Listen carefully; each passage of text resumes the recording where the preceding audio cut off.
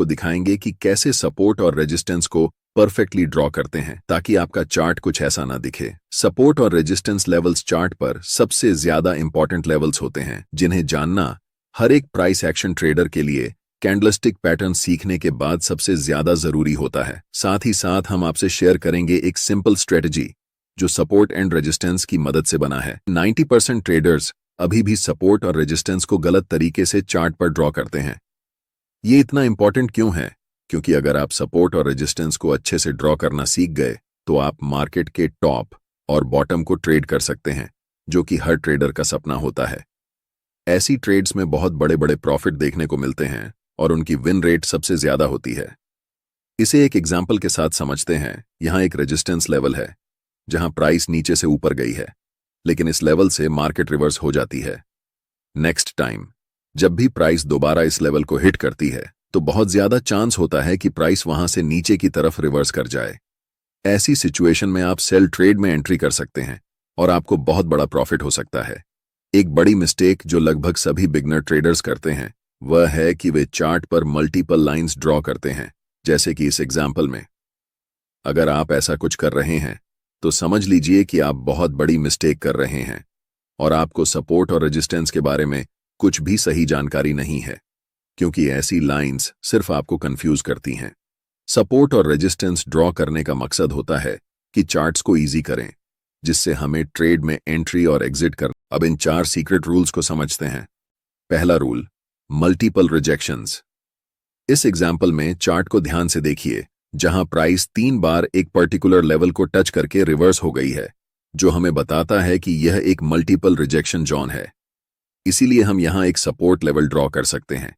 इसके जस्ट ऊपर जब भी प्राइस इस लेवल पर आएगी तो यहां से प्राइस मल्टीपल टाइम्स रिजेक्ट होकर नीचे की तरफ गई है, इसीलिए हम यहां पर एक रेजिस्टेंस लाइन ड्रॉ कर सकते हैं। अब आपके मन में सबसे बड़ा सवाल उठ रहा होगा कि ऐसे चार्ट्स में हम सपोर्ट और रेजिस्टेंस को कैसे ड्रॉ करेंगे जहां पर मल्टीपल रिजेक्शंस हुए ही नहीं हैं। इसे जानने के लिए आपको दूसरा सीक्रेट रूल फॉलो करना पड़ेगा, जो कि ऐसे समय में स्विंग लो और स्विंग हाई सबसे स्ट्रॉन्ग सपोर्ट और रेजिस्टेंस लेवल्स के रूप में होता है। इस एग्जाम्पल में प्राइस ने मल्टीपल रिजेक्शंस नहीं लिए हैं, लेकिन प्राइस ने एक स्विंग हाई बनाई है और वहां से रिवर्स हुई है, और वह भी छोटा सा रिवर्स नहीं बल्कि एक बड़ी रेड कैंडल बनाकर नीचे आई है। ऐसी सिचुएशन में आप इस लेवल पर रेजिस्टेंस लाइन ड्रॉ कर सकते हैं। नेक्स्ट एग्जाम्पल देखिए, प्राइस ऊपर गई है, इसीलिए यहां पर आप एक सपोर्ट लाइन ड्रॉ कर सकते हैं, जो इस समय सबसे ज्यादा इंपॉर्टेंट होगा। तीसरा सीक्रेट रूल है कि सपोर्ट और रेजिस्टेंस लेवल्स दोनों हो सकते हैं।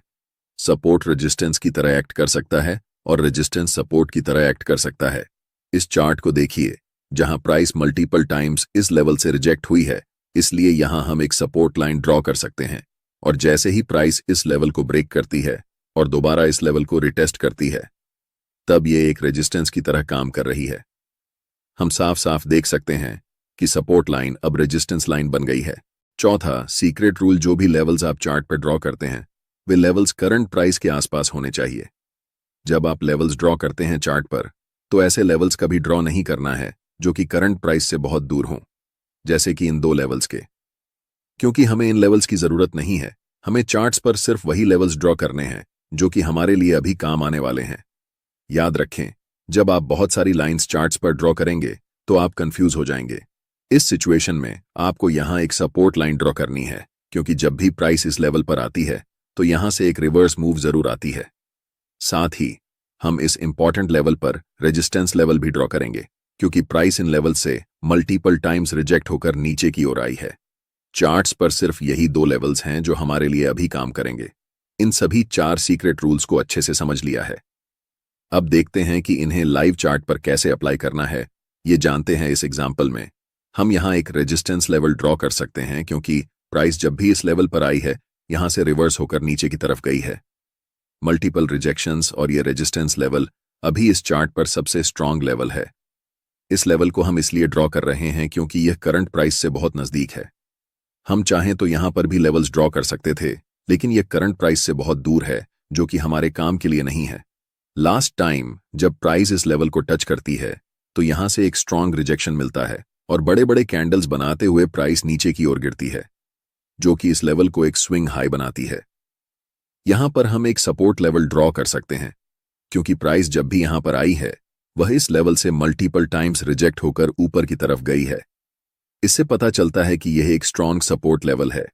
जब प्राइस फाइनली इस सपोर्ट लेवल को ब्रेक करती है और नेक्स्ट टाइम रिटेस्ट करने के लिए इस लेवल के पास आती है, तो यह लेवल अब एक रेजिस्टेंस की तरह काम कर रहा है, जिसे हम कह सकते हैं कि सपोर्ट लाइन अब रेजिस्टेंस बन चुकी है।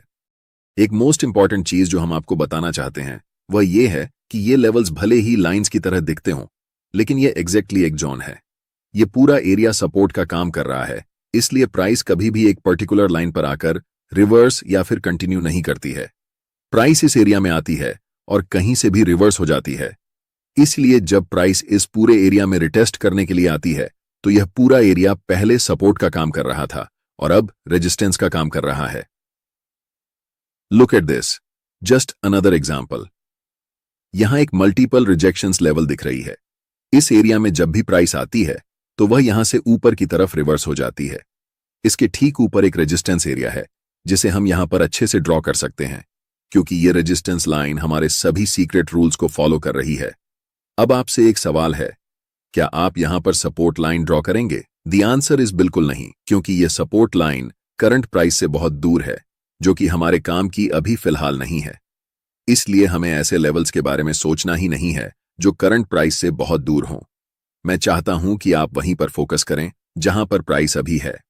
ऐसे लेवल्स को ड्रॉ करने पर फोकस करें जो उस समय करंट प्राइस से सबसे ज्यादा नजदीक हैं।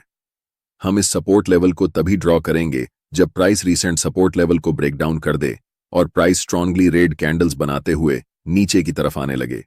लेकिन अगर ऐसा नहीं होता है तो हम इन्हीं दो लेवल्स के बीच में फोकस करेंगे। अब आपने बहुत अच्छे से सीख लिया है कि कैसे चार्ट पर परफेक्टली सपोर्ट और रेजिस्टेंस लेवल्स को ड्रॉ करना है। इसलिए अब मैं आपको मेरी सबसे सिंपल और high win rate trading strategy बताने जा रहा हूं, जिसके लिए मैंने शुरुआत में आपसे प्रॉमिस किया था। इस चार्ट्स को ध्यान से देखिए। मैंने यहां एक रेजिस्टेंस लेवल ड्रॉ किया है, क्योंकि जब भी प्राइस इस इंपॉर्टेंट एरिया में आती है तो यहां से प्राइस रिजेक्ट होकर नीचे की तरफ जाती है। इसलिए हमें यह क्लियरली पता है कि यह एक बहुत ही स्ट्रांग रेजिस्टेंस एरिया है। पहली चीज जो आपको यहां पर देखनी है वह यह है कि इस समय प्राइस इन लेवल्स पर क्या कर रही है। क्या प्राइस इस लेवल को ब्रेक करके ऊपर जाने वाली है या फिर इस लेवल को रिस्पेक्ट करते हुए वापस नीचे की तरफ आने वाली है? और यहां पर हमें एक इवनिंग स्टार कैंडलस्टिक पैटर्न दिखता है, जो कि एक बेरिश कैंडलस्टिक पैटर्न है। इसका मतलब है कि मार्केट में सेलर्स स्ट्रांग हैं और बहुत ज्यादा चांसेस हैं कि प्राइस अब यहां से नीचे की ओर जाने वाली है। This music player could hold over 1,000 songs. Well, what if I told you that one screen is all you need? 8 charts on आने वाली है। लेकिन सिर्फ रिवर्सल कैंडलस्टिक पैटर्न को देखकर हमें मार्केट में तुरंत डाउनसाइड एंट्री नहीं करनी है। हमेशा आपको मल्टीपल कंफर्मेशन ढूंढने होते हैं, क्योंकि जितने ज्यादा कंफर्मेशन सिग्नल्स हमारे पास होंगे उतना ही ज्यादा मार्केट के नीचे जाने के चांसेस रहेंगे। अगली चीज जो हम यहां देख रहे हैं वह यह है कि यहां कैंडलस्टिक और मूविंग एवरेज की क्रॉसओवर हो रही है। This is my last conformation. इससे पहले मूविंग एवरेज कैंडलस्टिक पैटर्न के नीचे थी, लेकिन इस क्रॉसओवर के बाद मूविंग एवरेज कैंडलस्टिक के ऊपर हो चुकी है और प्राइस धीरे धीरे नीचे की ओर जा रही है। अब हमारे पास 3 कंफर्मेशन हैं, जिस कारण हम सेल ट्रेड में एंट्री ले सकते हैं। पहला, हमारे पास एक इंपॉर्टेंट रेजिस्टेंस लेवल है। दूसरा, इस इंपॉर्टेंट रेजिस्टेंस लेवल के पास एक इवनिंग स्टार कैंडलस्टिक पैटर्न की फॉर्मेशन हुई है, जो कि एक बेरिश कैंडलस्टिक पैटर्न है। और तीसरा, मूविंग एवरेज क्रॉसओवर है। हम अपना स्टॉप लॉस इस रेजिस्टेंस लेवल के ऊपर प्लेस करेंगे।